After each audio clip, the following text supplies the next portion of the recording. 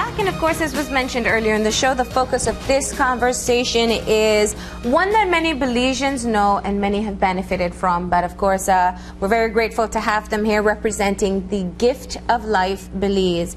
Joining us is Dr. Jeff Delaney, pediatric cardiologist, and we're joined by Leroy Swedlund, the pioneer of Gift of Life Belize. Good morning. Good morning. Welcome. Thank you.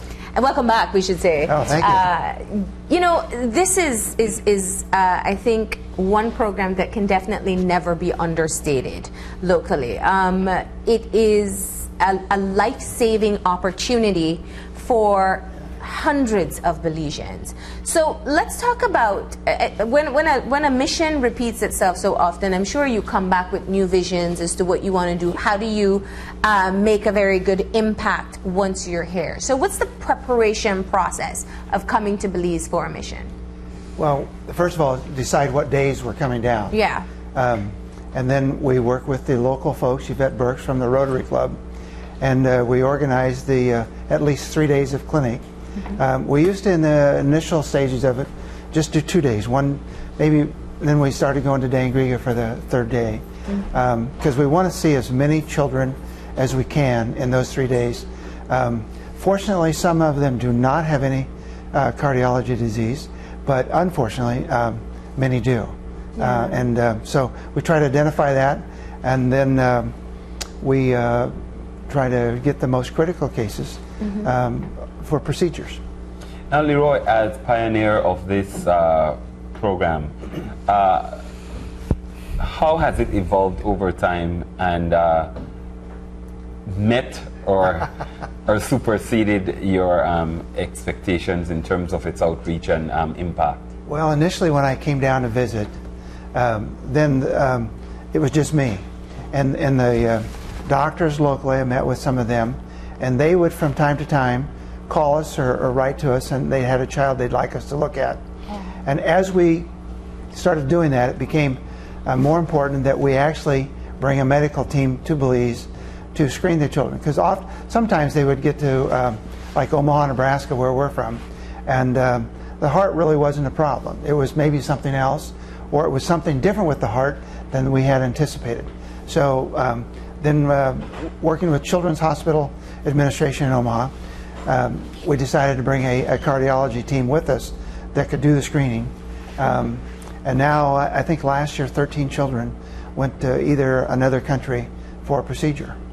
And so, last year alone? Last year alone, in 2014. And that far exceeds what we had expected, and that's so. Dr. Jeff, on average, how many children do you see when you arrive?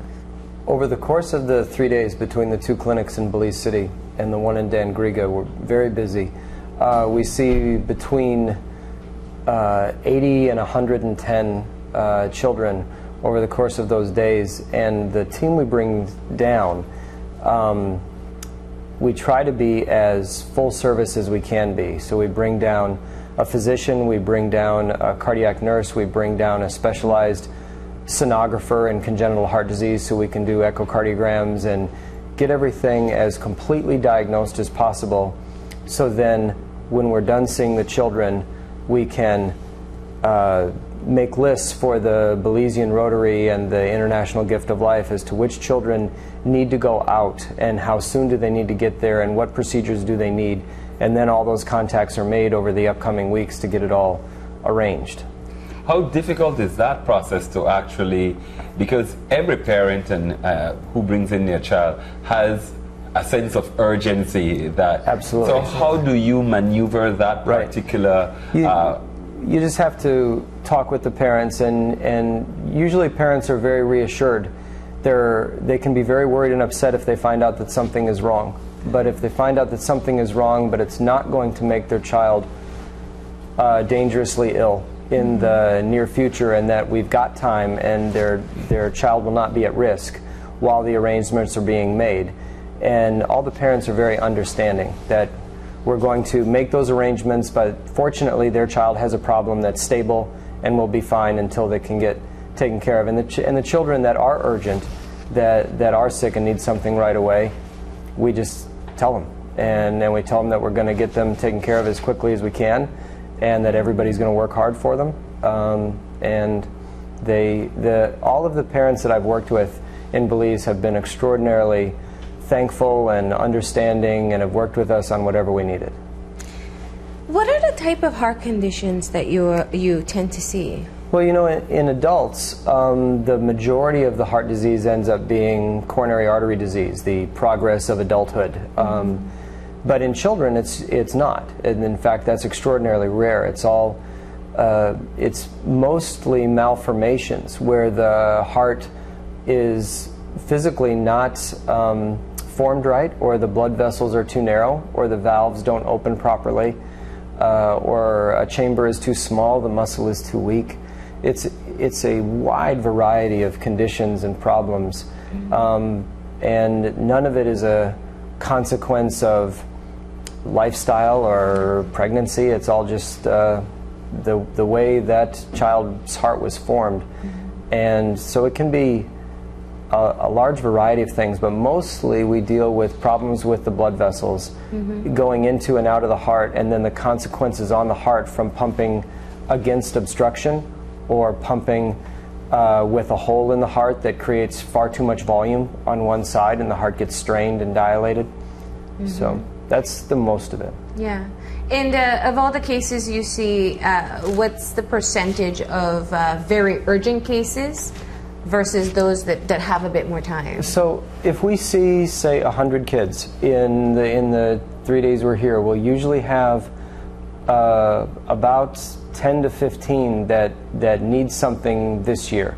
A lot of the children we see have follow-up, and a lot of them have stable problems where they don't need a surgery right now, but they need to be tracked and followed.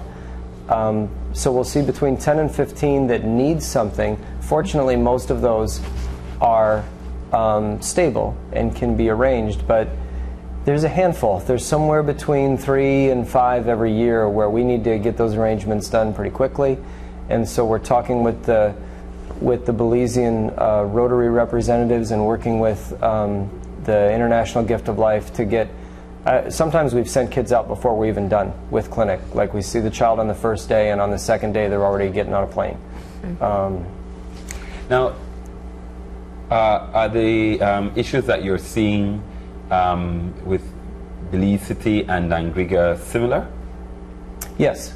Yes, the types of heart disease we see are similar. What we're trying to do is make sure we don't miss children because of issues with transportation or being able to get to Belize City to get to the clinic. Yeah. So we're trying to spread out and get into a different region of Belize where kids might be able to get there, but they would have had more trouble getting into Belize City. Now, Leroy, I want to bring it over to you because Belize knows Yvette very well. Yes. Because she pushes for Gift of Life, and she reminds us every time of the impact that this program has had on the life of many families. Yes. What's it like in Nebraska for you in terms of getting people engaged? This is really what makes this program possible, that once the Belize Rotary lets them go from here, they're then in your care. It's really very easy. I'm also a Rotarian, and it's through our Rotary Club in Omaha. There's a team of us, a committee, and when we know that we're going to have a child come to Omaha or go somewhere, I send an email to the committee, and people start volunteering. On our committee, we even have a former U.S. congressman who helps, and he has a great time. The children that come to Omaha, the Belizean children as a whole, are so happy and so gregarious. We love having them come. We hate why they have to come, but we love having them come. And folks always happy to help out. And there's probably 8 or 9 people that are, and my club particularly, it's considered one of the most important missions that we have as Omaha Rotary, to continue supporting the Gift of Life with Belize. And in terms of the surgeons that you have coming down to Belize, how many of them are repeat participants in this program? Since I've been coming, we've had 3 different doctors.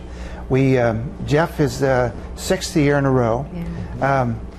One of his partners came down for 2 or 3 years, and he became the chief medical officer at the hospital, and so he asked Jeff if he would do it. we think it's important to have the continuity. So if you were in clinic with us the last 2 days, you would hear Jeff tell someone to come see us next year, or maybe you don't need to come for 2 years. Or we even had a child yesterday, we said, come back in 5 years and see me. Jeff says, and see me. I don't have to beg. That was an unwritten commitment, by the way. Yeah. But now we have it on public TV. So, Yeah. But everybody wants to help. Yeah. And the Jeff as the pediatric cardiologist, Jenny Strawn as a nurse. I believe Jenny's been here, she says, around 12 or 15 times now.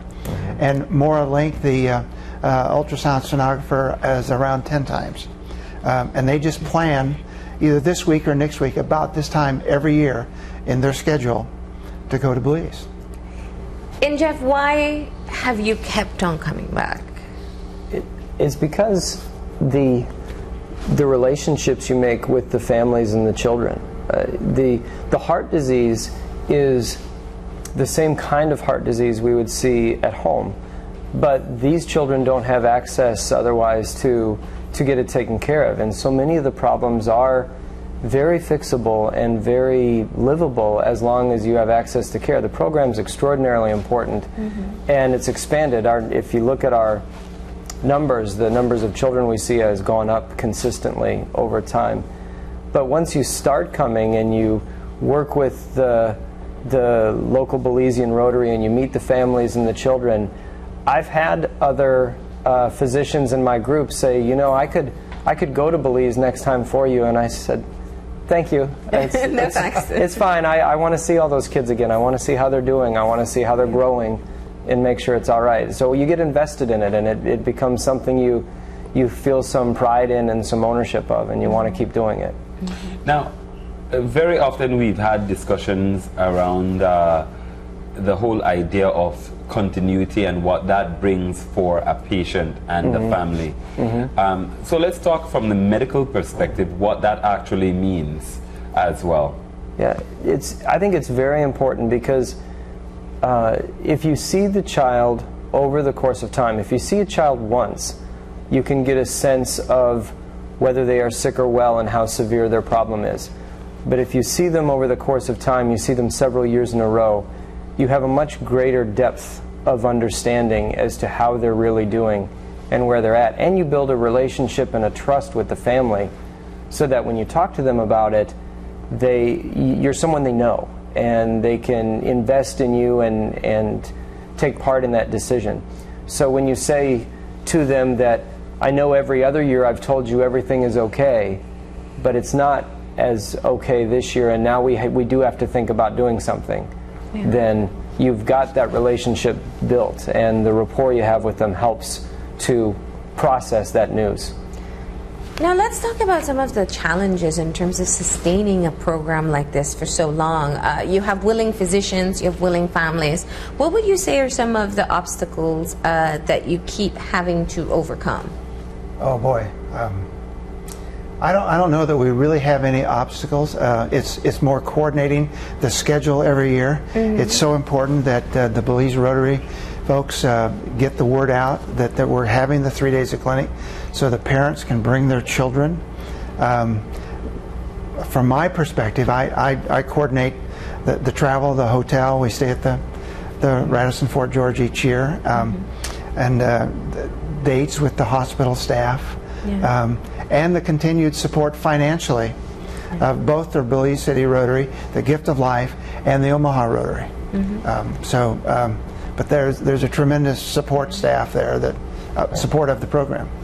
Everyone donates as much of their time and talents as they can, but obviously some of this, and especially the extension of the program, which is critically important, the transportation of the children and the getting them where they need to go, that all requires donations and people supporting the International Gift of Life financially. So that's extraordinarily important that we maintain those relationships, and that the people who have invested not just their time and talents but invested donations into the program continue to see how valuable it is and that it's doing great things for the children. Otherwise it wouldn't work. In terms, we know that the KHMH specifically, where you do your Belize City program, has definitely been expanding its services, especially when it comes to cardiology. Has any of this helped in terms of the services that you're able to offer? We've been able, we're exploring what else we can do locally. We're trying to do as much as we can without making every child get on a plane and go somewhere else. It's disruptive to the family. People have multiple children, and if you say that one child needs to have an operation and it's going to be 1,000 miles away, and you don't know exactly how long they'll be gone, it depends on how quickly they get well and can come home, that's very difficult. And so we are working with the hospital, and we're in conversations with Dr. Coy and the hospital system to see what all we can get done locally without having the children and young adults leave. And we try to get everything taken care of as we can. We do more testing locally than we used to, and we're trying to slowly expand that as the hospital system itself expands and takes on new taskings.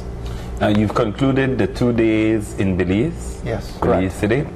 And so today you go to Dangriga. Dangriga. Yeah. And what will be the, can people still show up? Absolutely. Yeah. It's a walk-in system. It's not where you have to call ahead and get an appointment. We see all the children we can see in the time that we're there. And do you need a referral from a doctor to at least say that there is possibly a No, heart most condition? people are encouraged by their local physician. If the physician is concerned, they'll say you need to see these doctors when they come. And that's how most of the children get slotted, because otherwise the parents wouldn't necessarily think that something's wrong unless the doctors told them, unless they've had that sense themselves. We do have some parents that just arrive, and they've had the sense that that something's wrong with their child, and they're concerned it could be their heart. And sometimes they're right. And what are the signs? in young children, it's, you know, in older adults it tends to be a lot of chest pain. That's less common for us. It's more difficulty breathing, difficulty with exercise. They'll notice that their child doesn't exercise or run and play as well as the other kids that they're playing with. Those are things that give us concern and make us want to look to see if everything's okay. If you've got a problem with your heart is less efficient. And when you try to do things that put more strain on the heart, like little kids playing, that little child will get tired before the others will, or they'll need to stop and rest, or they'll get somewhat discolored. You know, they'll get a little pale or a little blue, and that helps us sort it out. And what happens when you meet a patient that perhaps cannot be saved from surgery? It's really hard. Because you do what you can, and you try to supply them with medicines to make the child as comfortable as they can be. But it's awful, and it's not a good situation, and not every child, there isn't a magic bullet for every child to take care of their problem. And you just have to sit down with the parents and talk to them and tell them that we're going to support them and we're going to help them and we're going to do the best we can. But you also have to be honest with them and tell them what's quite likely going on and what the process will be so that they can expect it. Do you find that people generally may come kind of not wanting necessarily, I don't know how to put it, the information to get they want the diagnosis but want a sense of hope. So how do you let them walk away despite the situation that may unfold? Well, excuse me, we try to give them the hope wherever we can. And fortunately for most children, there is a great deal of hope, because the surgery and the medicines and the things we can offer has gotten so sophisticated that children with problems which absolutely would have killed them 20 years ago are now living into adulthood, and it's a completely different situation. But it's still not everyone, and so you have to give hope wherever you can, but you also have to be very honest with people so that you don't deceive them in any way, even if it's not intentional, about what they should expect. With their child. And, you know, I think that's one of the things that we have seen, because even with the surgery, there's a recovery portion, and you know, not everything is guaranteed once they leave the country. And that's what your volunteers and your Rotarians work very hard on, making the overall experience something filled with hope. What has it been like on your end in having children come in, hopefully surviving, and then being able to send them home in a far better position than how they arrived? It's really exciting. And it's what keeps us doing it year after year after year, because we want to. One of the real joys, and I think I can speak for Jeff also, is when we come back to Belize this time every year, we see a number of patients that have been to the States or another country in Central America that we've seen in the past that were very ill, and now they're doing fine. To see a baby that's 5, 6, 7 months old with a heart condition that's corrected, and now we see them as 5, 10, 15-year-old children and running and active, and no reason from that perspective not to have a normal, happy life. That's really, really rewarding. So in your clinics, you love seeing children run through the hallways. Yes, we do. There are very few rules. Well, and we never turn a child away when they come to the clinic. The parents are so patient with us. Because they know we're busy. They know we're busy. Several years ago, just before Jeff came, the longest we worked was we started about 7:30 that morning, and it was just 11 o'clock that evening when we saw the last patient. And I'll never forget, we apologized to the parents for just said, we're sorry that we couldn't get you. And they said, oh no, thank you for coming. Yeah. You know, and that just makes it all worthwhile, because after 15, 16 hours of non-stop, you're tired. But they understand the service that you're offering. Can I ask one more question, just medically? Sure. Is there an ideal time to be able to detect and perhaps have corrective surgery?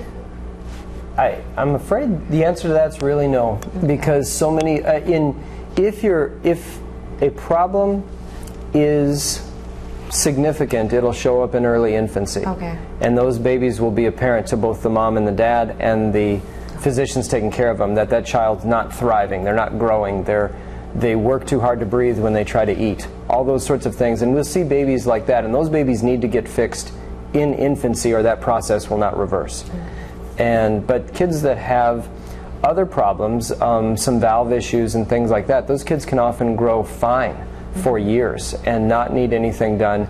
And you don't want to do the procedure prematurely, because not everything goes perfectly, and if the child's doing well, you want to wait until they really need it to do something for that.